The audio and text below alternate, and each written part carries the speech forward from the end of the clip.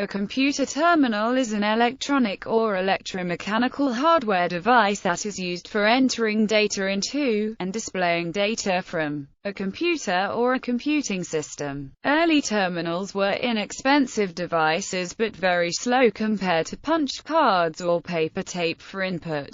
But as the technology improved and video displays were introduced, terminals pushed these older forms of interaction from the industry. A related development was time-sharing systems, which evolved in parallel and made up for any inefficiencies of the user's typing ability with the ability to support multiple users on the same machine, each at their own terminal. The function of a terminal is confined to display and input of data. A device with significant local programmable data processing capability may be called a smart terminal or fat client. A terminal that depends on the host computer for its processing power is called a dumb terminal or thin client. A personal computer can run terminal emulator software that replicates the function of a terminal, sometimes allowing concurrent use of local programs and access to a distant terminal host system. History. The terminal of the first working programmable, fully automatic digital Turing-complete computer, the Z3, had a keyboard and a row of lamps to show results. Hard copy terminals. Early user terminals connected to computers were electromechanical teleprinters, teletypewriters,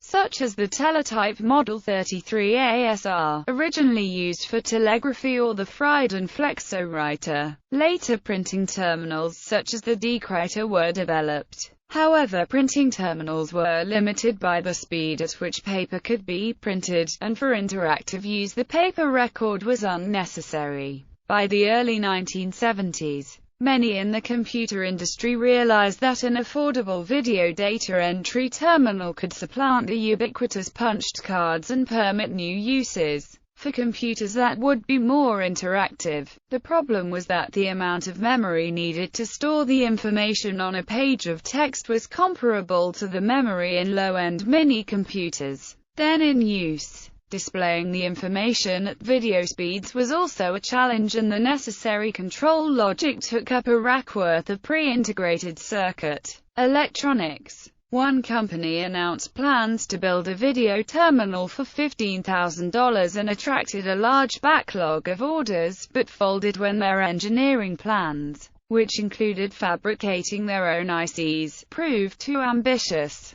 Another approach involved the use of the storage tube, a specialized court developed by Tektronix that retained information written on it without the need to refresh the data. 3300 from Computer Terminal Corporation was announced in 1967 and shipped in 1969, making it one of the earliest standalone display-based terminals. It solved the memory space issue mentioned above by using a digital shift register design, and using only 72 columns rather than the later more common choice of 80. Early VDUs. Early video computer displays were sometimes nicknamed glass TTYs, or visual display units, and used individual logic gates, with no CPU or very primitive LSI chips, yet quickly became extremely popular input-output devices on many different types of computer system. Once, several suppliers gravitated to a set of common standards, ASCII character set, but early economy models often supported only capital letters. RS-232 serial ports, 24 lines of 80 characters of text, some type of blinking cursor that can be positioned, implementation of at least 3 control codes, carriage return, line feed, and bell, but usually many more, such as escape sequences to provide underlining, dim-in, or reverse video character highlighting, and especially to clear the display and position the cursor. Starting with the data point 3300 in 1969, by the late 1970s and early 1980s, there were dozens of manufacturers of terminals, including Lear Siegler, Data General, DEC, Hazeltine Corporation, Heath, Zenith, Hewlett-Packard, IBM, Televideo, and Wise, many of which had incompatible command sequences. The great variations in the control codes between makers gave rise to software that identified and grouped terminal types so the system's software would correctly display input forms using the appropriate control codes. In Unix-like systems, the term cap or term and for files, the STTY utility, and the term environment variable would be used. In Data General's business basic software, for example, at login time a sequence of codes were sent to the terminal to try to read the cursor's position or the 25th line's contents using a sequence of different manufacturers' control code sequences, and the terminal-generated response would determine a single-digit number that would be available to programs to say which set of codes to use. Intelligent terminals. An intelligent terminal does its own processing, usually implying a microprocessor is built in. But not all terminals with microprocessors did any real processing of input.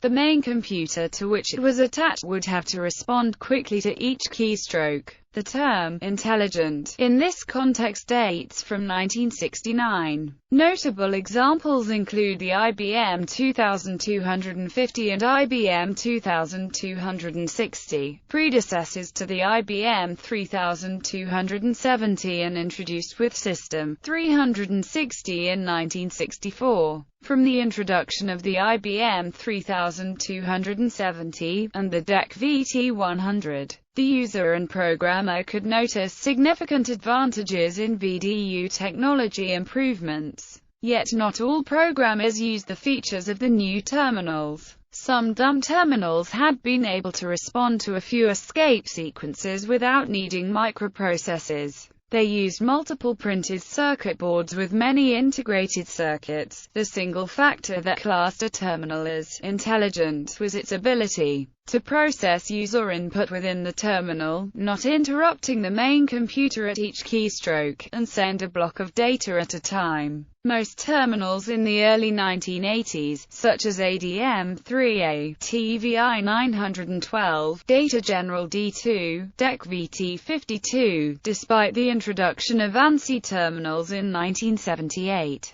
were essentially dumb terminals, although some of them did have a primitive block send capability. The advance in microprocessors and lower memory costs made it possible for the terminal to handle editing operations such as inserting characters within a field that may have previously required a full screen full of characters to be resent from the computer, possibly over a slow modem line. Around the mid-1980s, intelligent terminals, costing less than most dumb terminals would have a few years earlier, could provide enough user-friendly local editing of data and send the completed form to the main computer, providing even more processing possibilities. Workstations like the Televideo TS800 could run CP/M86, exploring the distinction between terminal and personal computer. Another of the motivations for development of the microprocessor was to simplify and reduce the electronics required in a terminal.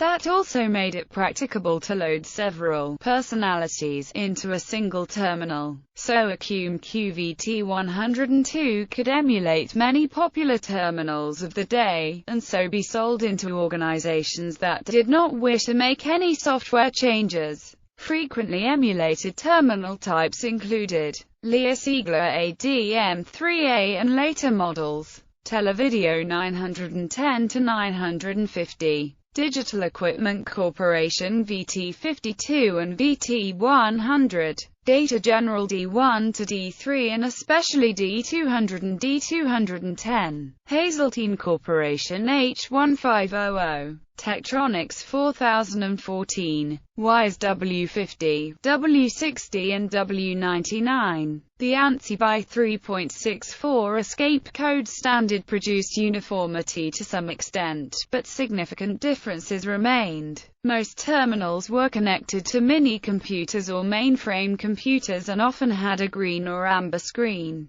Typically, terminals communicate with the computer via a serial port via a null modem cable, often using an EIA RS-232 or RS-422 or RS-423 or a current loop serial interface. IBM systems communicated over a coaxial cable using IBM's SNA protocol, but for many Data General and NCR computers there were many visual display suppliers competing against the computer manufacturer for terminals to expand the system's contemporary. While early IBM PCs had single-color green screens, these screens were not terminals. The screen of a PC did not contain any character generation hardware. All video signals and video formatting were generated by the video display card in the PC, or by the CPU and software. An IBM PC monitor, whether it was the green monochrome display or the 16-color display, was technically much more similar to an analog TV set than to a terminal. With suitable software, a PC could, however, emulate a terminal, and in that capacity it could be connected to a mainframe or mini-computer. The Data General 1 could be booted into terminal emulator mode from its ROM. Eventually, microprocessor-based personal computers greatly reduced the market demand for conventional terminals. In the 1990s especially, thin clients and X terminals have combined economical local processing power with central, shared computer facilities to retain some of the advantages of terminals over personal computers. Today, most PC Telnet clients provide emulation of the most common terminal, the DEC VT100, using the ANSI escape code standard by 3.64, or could run as X terminals using software such as Cygwin, X under Microsoft Windows or Xorg server software under Linux. Since the advent and subsequent popularization of the personal computer, few genuine hardware terminals are used to interface with computers today. Using the monitor and keyboard, modern operating systems like Linux and the BSD derivatives feature virtual consoles, which are mostly independent from the hardware used.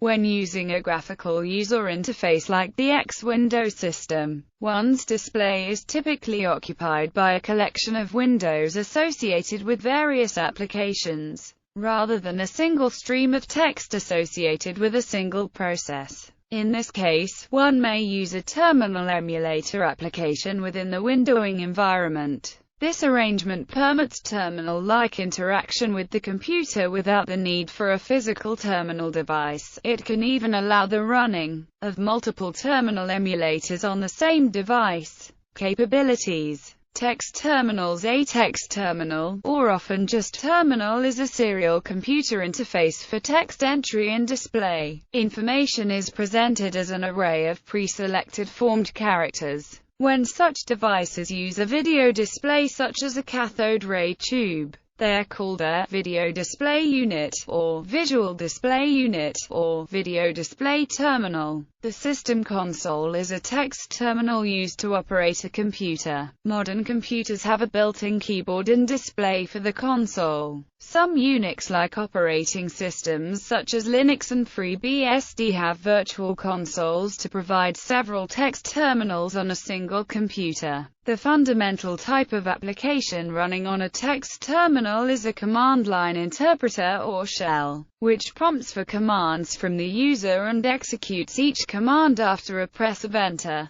This includes Unix shells and some interactive programming environments. In a shell, most of the commands are small applications themselves. Another important application type is that of the text editor. A text editor occupies the full area of display, displays one or more text documents, and allows the user to edit the documents. The text editor has, for many uses, been replaced by the word processor, which usually provides rich formatting features that the text editor lacks. The first word processors use text to communicate the structure of the document, but later word processors operate in a graphical environment and provide a WYSIWYG simulation of the formatted output. Programs such as Telix and Minicom control a modem and the local terminal to let the user interact with remote servers. On the Internet, Telnet and SSH work similarly. In the simplest form, a text terminal is like a file. Writing to the file displays the text and reading from the file produces what the user enters. In Unix-like operating systems, there are several character special files that correspond to available text terminals. For other operations, there are special escape sequences, control characters and termios functions that a program can use, most easily via a library such as ncurses. For more complex operations, the programs can use terminal-specific IOCTL system calls. For an application, the simplest way to use a terminal is to simply write and read text strings to and from it sequentially. The output text is scrolled, so that only the last several lines are visible.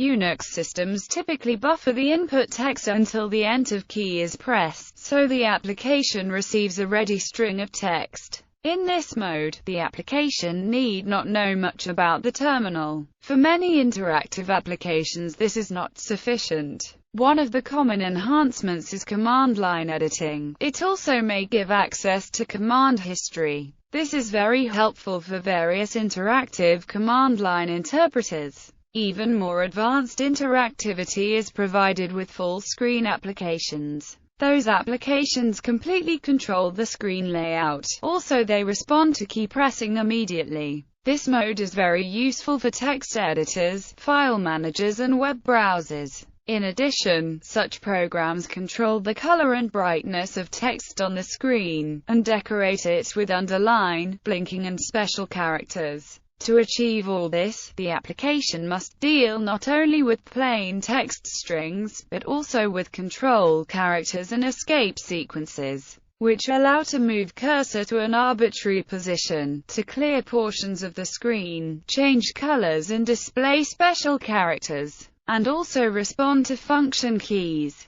The great problem here is that there are so many different terminals and terminal emulators, each with its own set of escape sequences. In order to overcome this, special libraries have been created, together with terminal description databases, such as TermCap and Termin4. Dumb terminals are those that can interpret a limited number of control codes but do not have the ability to process special escape sequences that perform functions such as clearing a line, clearing the screen, or controlling cursor position. In this context, dumb terminals are sometimes dubbed glass teletypes, for they essentially have the same limited functionality as does a mechanical teletype. This type of dumb terminal is still supported on modern Unix-like systems by setting the environment variable term to dumb. Smart or intelligent terminals are those that also have the ability to process escape sequences, in particular the VT52,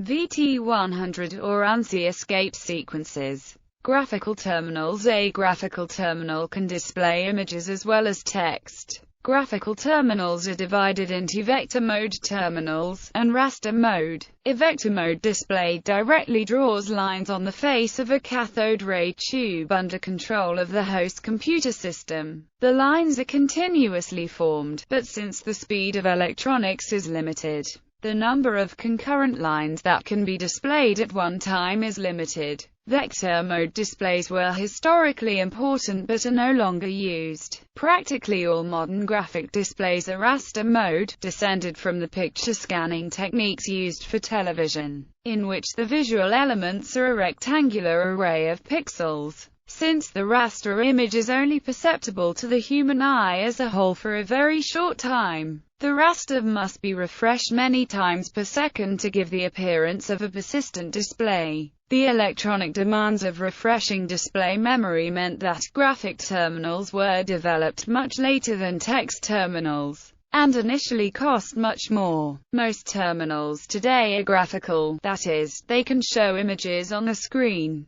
The modern term for graphical terminal is thin client. A thin client typically uses a protocol like X11 for Unix terminals, or RDP for Microsoft Windows. The bandwidth needed depends on the protocol used, the resolution, and the color depth. Modern graphic terminals allowed display of images in color, and of text in varying sizes, colors, and fonts. In the early 1990s, an industry consortium attempted to define a standard, alpha Windows, that would allow a single quart screen to implement multiple windows, each of which was to behave as a distinct terminal. Unfortunately, like I2O, this suffered from being run as a closed standard. Non-members were unable to obtain even minimal information, and there was no realistic way a small company or independent developer could join the consortium. Possibly because of this, the standard disappeared without trace. Emulation. A terminal emulator is a piece of software that emulates a text terminal. In the past, before the widespread use of local area networking and broadband internet access,